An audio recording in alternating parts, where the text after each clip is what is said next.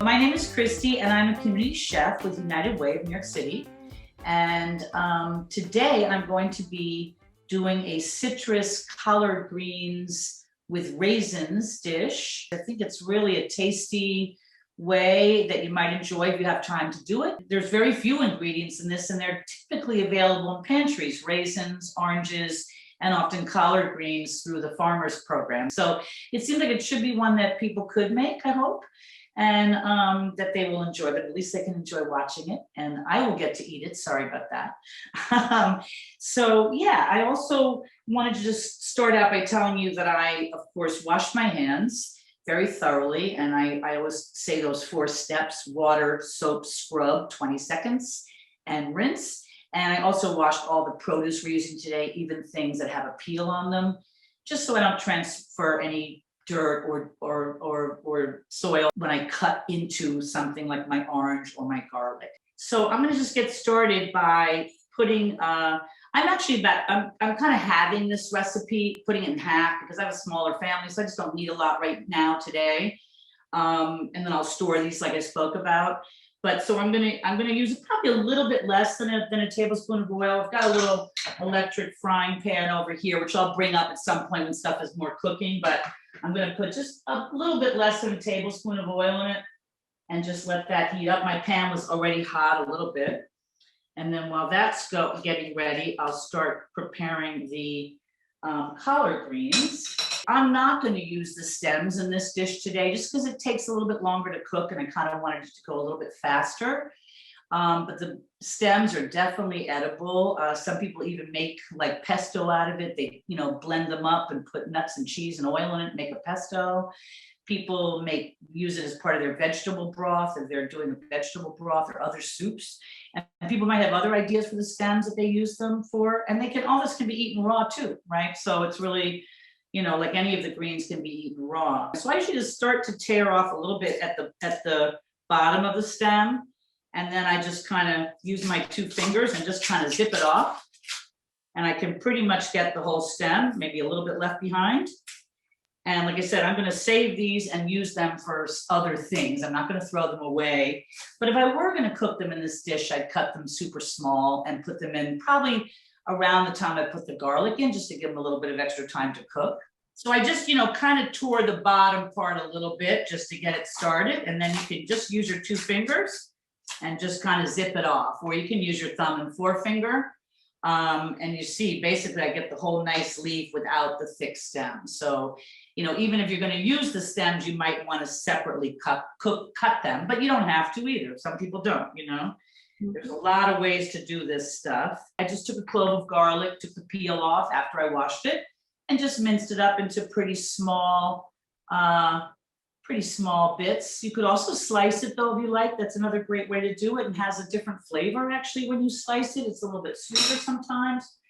So, that's also a personal choice. So I'm going to cut these pretty small because I want them to cook quickly, and I like things more bite-sized. And because this is not your traditional way of cooking it, where you might be cooking it for a long time, you really want some smaller pieces. So I'm just going to keep my fingers tucked down, my fingertips. And I'm going to come back and cut it across the other way, because otherwise these ribbons are kind of a little bit too long. So I'll cut it the other direction. But I like all these sort of pinwheels. I think they're pretty nice looking too. And I like this with other greens as well. And then I'm just going to come back and see if you can see this well. I'm going to just come back and cut it across this way, so that I've got some nice sort of smaller bite-sized pieces. I'm just going to get this a little bit hotter. See, this one is ready. I wasn't watching it as much as I would if I was just in here cooking, but you can see that it's like, it's just kind of softened up a little bit. I can smell it now, which is nice. And I'm going to turn it up a bit and let it get just a little bit hotter again. I'm putting in the collard greens. And then at the very end, I'm going to put the orange juice and get that wonderful orange flavor in. When you cook things longer, you get different nutrients sometimes out of them. But obviously, if you don't cook them too long, you get, all the nutrients or most of the nutrients that came with it. So it depends on, what you're looking for, right? And some vitamins break down by break down by with a fat like oil or butter, and some break down with water. So, you know, it just depends. And some of them also will cook out, like vitamin C will cook out more when you're cooking it, but other ones might get pumped up. So I think this is probably about ready for me. Because also, again, this is a personal choice. You know, you might want to cook it a little bit less, a little bit more, but I feel like it's kind of wilted up a little bit. I'm going to turn it down a touch. And I'm going to add the water. So it's going to kind of do a nice steamy thing. And it's going to change it a little bit. I'm going to get some liquid. So I'm, you know, that's the sort of saute and steaming method. And we're going to not overcook these. We want to keep them pretty bright green, and that's your sort of tip, because they'll start to get sort of darker green and, you know, a little change colors when they've been cooked more. So we're going to cook this till the water absorbs, which is going to be pretty quick. And, you know, our collards have a great amount of vitamins, as do a lot of our greens. They're kind of one of those perfect foods like sweet potatoes. They've got A, which is great for your skin and your eyes. They have a nice amount of vitamin K, which is great for bones and your blood. And they have a nice amount of vitamin C to keep your immune system strong and help your body heal wounds. So it's like really, and then they've got fiber, my favorite F word, fiber. Keep everything moving correctly through your system. And so they're really like a pretty perfect food. So here's our golden raisins. And again, because I have this, it's 2/3 of a cup. In the recipe, I used about 1/3 of a cup. And I was thinking about it too. You could use any other kind of dried fruit you like, cherries or cranberries. Any of those would be actually probably really good in this. And I know sometimes we get a lot of those dried fruits in the pantries too. You want to be a little careful with them because they're high sugar. When a fruit's dried, it's more concentrated sugar. So, you know, you don't want to do too much of it.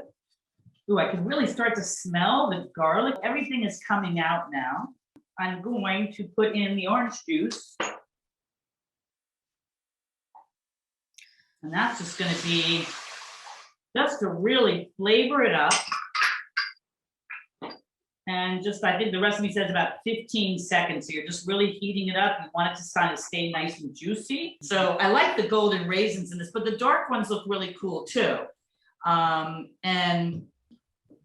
now here's my taste. I am expecting to want to eat more of this at one bite.